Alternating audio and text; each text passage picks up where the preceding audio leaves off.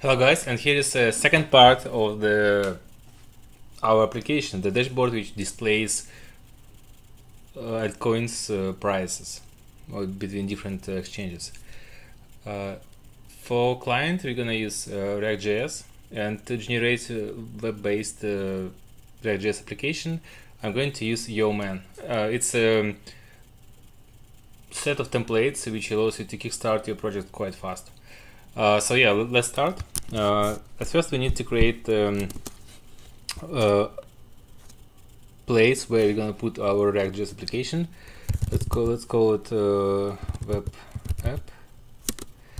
Go there, and then use the command yo react boilerplate,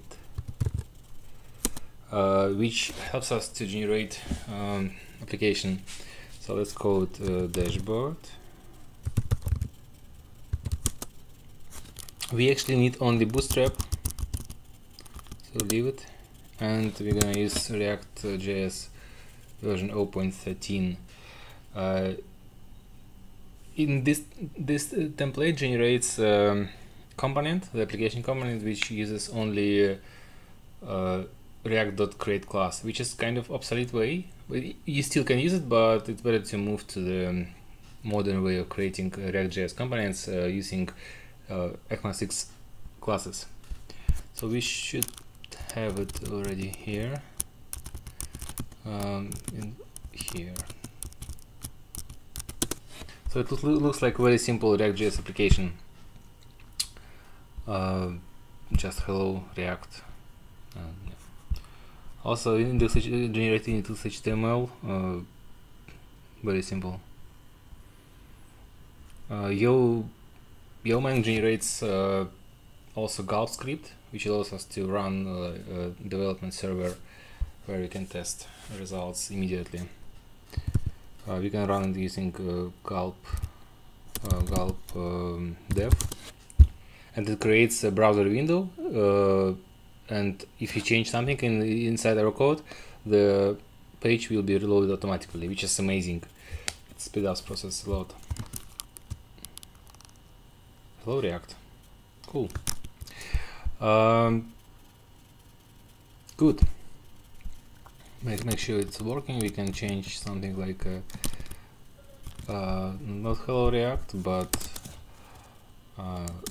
coins dashboard, and we should see results here immediately.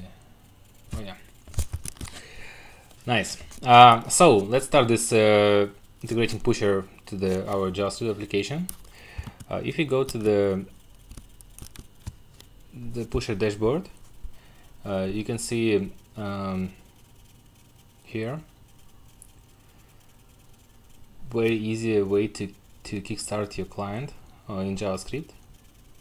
So at first we need to add JavaScript SDK to the index HTML file here. And second, we need to initialize pusher client. Basically, we just need, again, just copy paste the code and put it in there in app.js. I'll put it right here because it's like a demo example. Yeah, that's it. Oh yeah, I forgot to change the name of the channel, which is supposed to be recreate channel exchange. So basically, this code connects to the pusher and subscribe to the events on the channel. And we actually can see it in a debug log here. We actually, so yeah, we see that pusher connected, subscribed, and then now we already receiving events we emitting from our backend part. Cool. So yeah, but now we also need to subscribe to bind to specific events. In our case, event name is BTC because we are listening to for changes in Bitcoin prices against another currencies. For that, I'll implement callback component will mount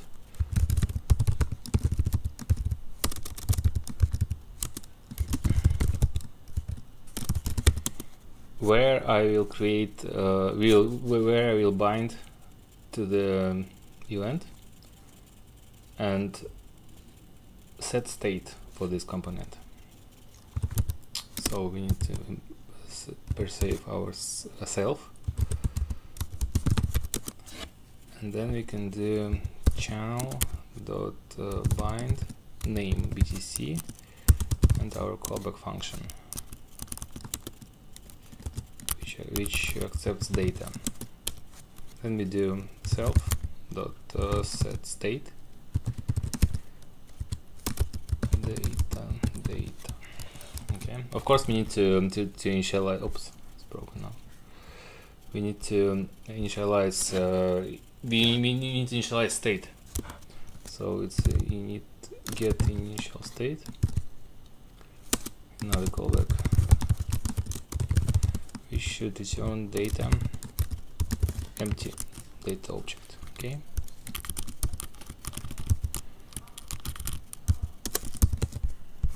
We need to run gulp again because it was crashed. Okay.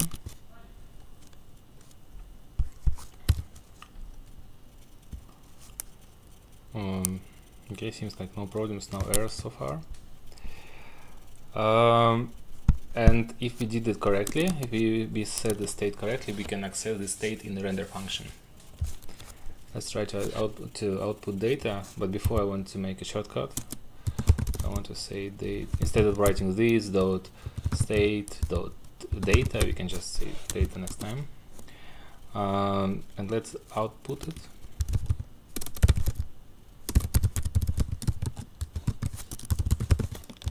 Here we should get our object, which has all representation of the current prices on the market. Okay, here we go. So now we have exchanges here and coins and their prices. Cool. As you remember, we need to create a table with different headers, right? So the header names are basically exchanges. It's not so difficult to extract. If you look into the again. If you look at the structure of the data we receive, or the DTO we receive, we basically need to get exchanges. We just need to extract the keys of that object, right? Key of the hash map we sent from the Kotlin code. So let's do exchanges object keys data. You can also output it just to make sure we did it correctly. Exchanges. Right. Let's check it. Okay, now we got the exchanges. So we extract exchanges from the response from the DTO, and we also need to extract the coins itself. I will do it this way. So if you look at this, each exchange has coins names, right? So we can just get any exchange and then extract keys from that object. It might sound a bit tricky, but it's not at all. So we can create object coins, object keys of data exchanges. So we just pick the any exchange. In this case, exchange name. In this case, it's just exchange by index 0, and then extract associated object where we can get keys from this object. Let's check what we got. Coins. By the way, if because we're extracting element 0, we must be sure that there is at least one element. So basically, if there is no exchanges given, it means there is no data yet. So let's process this case. if exchanges length equals 0, then return no data yet. Okay. Otherwise it will crash because there is no such index. Let's see. Okay, here we go. Now we have our coins and exchanges. So basically now we have all data to build up, and we can start to create a table. I'm going to use Bootstrap styles to make a table looks a bit nicer. So table border it. Then we need to add our first row, which is a header. So table head. If you remember, the first cell of the header is empty one, so we just need to skip it.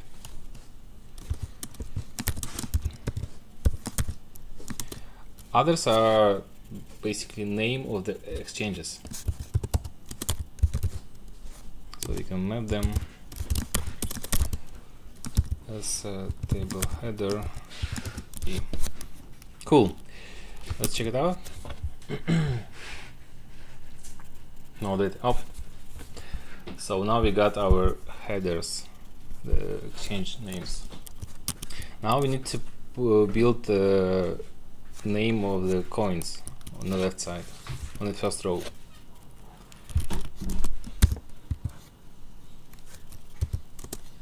We can create T-body tag. And here is a bit tricky. We need to iterate over all coins, because basically the coins are rows. Hope it makes sense. Coins. Yeah.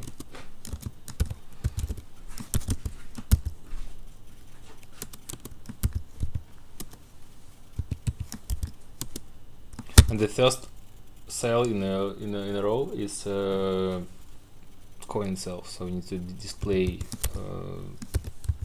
coin name. Let's see result.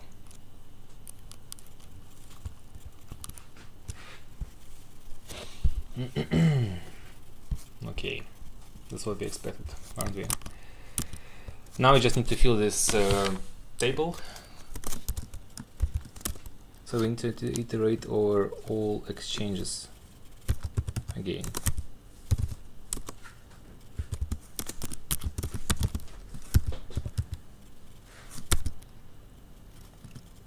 And then pull from this table the row, exchange row, and coin cell. And I forgot to wrap this JavaScript expression.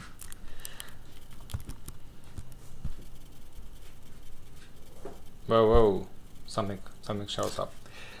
So now we should get the table, which is, yeah, as you can see, it does update time to time, and we can make it a bit nicer. So basically we already finished our task. We can make it a bit, we can make it a bit shrink.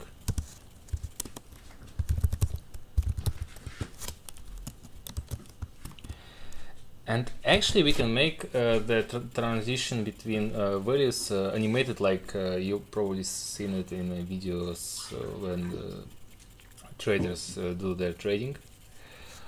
It's a bit tricky, CSS. I actually found it on Stack Overflow. I'm not really sure how it works, but just let's do a copy paste.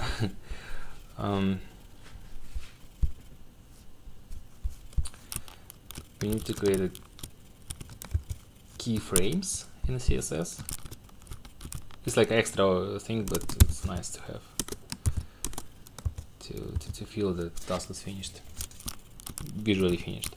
So yeah, we just create a transition between yellow and null background, and create a class which uses this animation. And also I made a component, it's basically cell, the small div, which holds a value and applies this animation every time it's need. Every time we need it. Yeah, if you want, you can check out this code later on in my GitHub repository. But yeah, let's just use it here.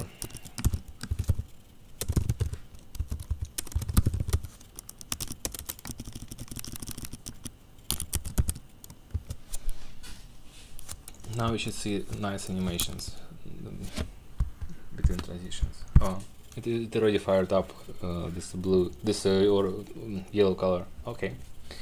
So yeah, that's it. It was just a quick demo, just a half an hour, how to use modern technologies like Pusher, Kotlin, the React.js to build a reactive application even without server. This minimum effort.